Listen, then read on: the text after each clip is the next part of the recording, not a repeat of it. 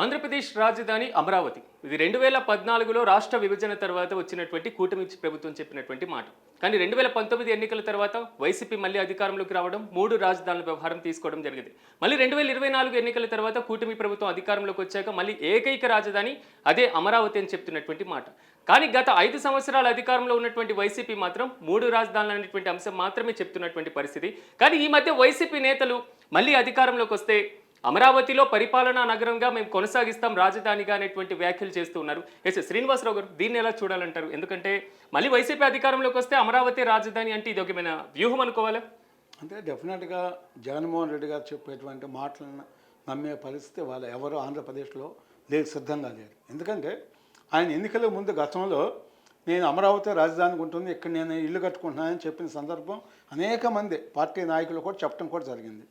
ఎన్నికలు అయిపోయిన తర్వాత అధికారంలోకి వచ్చిన తర్వాత అసెంబ్లీలో కూడా ఏకగ్రీవంగా తీర్మానం చేసినటువంటి అమరావతిని మరి అంతం చేయడానికి దాన్ని సమాధి చేశారని కూడా మనం చెప్పుకోవచ్చు. కొంతమంది ఎడారు అన్నారు, కొంతమంది శ్మశానం అన్నారు. అనేక మంది మంత్రులు, ఎమ్మెల్యేలు, ఎంపీలు ఏం మాట్లాడారో, అమరావతి మీద ఏ విధమైనటువంటి విషం చిమ్మారు, చివరికి దాన్ని వేశ్యల రాజధాని అన్నారు. అంటే నిజంగా కూడా వీళ్ళు ఒక ప్రజాప్రతినిధులుగా ఒక సక్రమమైనటువంటి పద్ధతిలో ఉండే వ్యక్తులు అయితే మనం ఏమైనా చేయొచ్చు. వాళ్ళ దురదృష్టం క్రిమినల్స్ కానీ ఇలాంటి యాంటీ సోషల్ ఎలిమెంట్స్ కానీ వాళ్ళ ప్రజాప్రతినిధులు అయినప్పుడు ఎంతో పార్లమెంటరీ లాంగ్వేజ్ అని ఒకటి ఉంటుందన్నమాట. మరి సంస్కారవంతమైనటువంటి భాష మాట్లాడాలి ప్రజాప్రతినిధులు ముఖ్యంగా అనమాట. మరి అలాంటిది వీళ్ళు మాట్లాడే నీచమైనటువంటి భాష మరి అమరావతి మీద ఏ విధంగా విషయం చిమ్మారనేది మనం చూస్తామన్నమాట. వాళ్ళని జగన్మోహన్ రెడ్డి ఆ రోజు అమరావతి రాజధాని అని చెప్పేసి వచ్చి మళ్ళీ 3 రాజధానులు అన్నాడు. మరలా ఈరోజు కొంతమంది నాయకులు మళ్ళీ అమరావతి రాజధానిగా ఉంటుంది అని చెప్పేసి చెప్తున్నారు అనమాట. అంటే వాళ్ళని నమ్మే పరిస్థితి ఎవరికీ లేదు. ఎందుకంటే వాళ్ళకి రాజకీయ భవిష్యత్తు అయితే ఆంధ్రప్రదేశ్ ప్రజలు ఇస్తారని నేనైతే ఊహిస్తలేదు అనమాట. ఎందుకు ఈసారి ఎందుకు నమ్మకూడదు అంటారు? ఎందుకంటే ఈసారి అధికారం దూరం వెళ్ళింది కదా, మళ్ళీ మనసు మార్చుకొని పార్టీ యూటర్న్ తీసుకుందేమో, చెప్పలేం కదా. అంటే ఇక్కడ ఉన్న పరిస్థితి ఏంటంటే వాళ్ళ యొక్క వైఖరి మనం చూస్తుంటే దగ్గరగా జగన్మోహన్ రెడ్డి యొక్క జీవితం లైఫ్ చూసినా కూడా వాళ్ళ సిస్టమ్ చూస్తే ఏ రోజు కూడా ప్రజలకి ఉపయోగపడేటువంటి పని చేద్దాం అనేటువంటి వాళ్ళకి ఆలోచన లేదు. ఎప్పుడూ కూడా ప్రాంతాల మధ్యన, కులాల మధ్యన, మతాల మధ్యన గొడవలు పెడతాం అధికారం కోసం, ఏమైనా చేయటానికి, ఎలాంటి నేరాలు చేయడానికి, ఘోరాలు చేయడానికైనా చేశారు. ఇవన్నీ కూడా మనం చూసాం.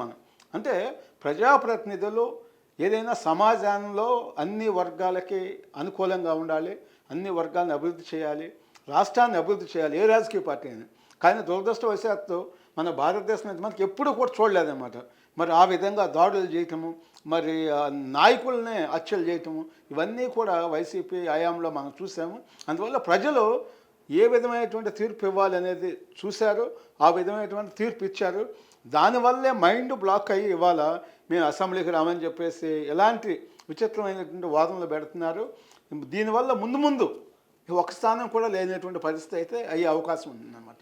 ఇప్పటికైనా మేము తప్పు చేసామని చెప్పేసి తప్పు తెలుసుకుని అసెంబ్లీకి అటెండ్ అయ్యి ప్రజా సమస్యల మీద పోరాటం చేస్తే ప్రజలు కూడా వాళ్ళు యాక్సెప్ట్ చేస్తారు. అట్లా కాకుండా అసలు అసెంబ్లీకి వెళ్లకుండా మా వ్యాపారాలు మేము చూసుకుంటాం, మా కుట్రలు మేము చేస్తాం, రాష్ట్రాన్ని అభివృద్ధి కానివని చెప్పేసి ఎన్ని ఫేక్ లెటర్స్ అన్నీ కూడా అనేక ఇన్స్టిట్యూషన్స్కి రాసి అమరావతికి కూడా ఫండ్స్ కూడా రాకుండా ఎన్ని కుట్రలు చేశారో, కొన్ని వందల మెయిల్స్ కూడా చేసినటువంటి పరిస్థితి మనం చూసామన్నమాట. ప్రజలు చూస్తున్నారు. ఇవాళ ఏ రాజకీయ పార్టీ అయినా ప్రజలకు ఉపయోగపడాలి, ప్రజలకు సేవ చేయాలి, రాష్ట్రం అభివృద్ధి చేయాలి. ఈ 2 బేసిక్ క్వాలిఫికేషన్స్ అన్నమాట. ఈ 2 క్వాలిఫికేషన్లు వైసీపీకి లేవు. అదే ఇక్కడ సమస్య అనమాట.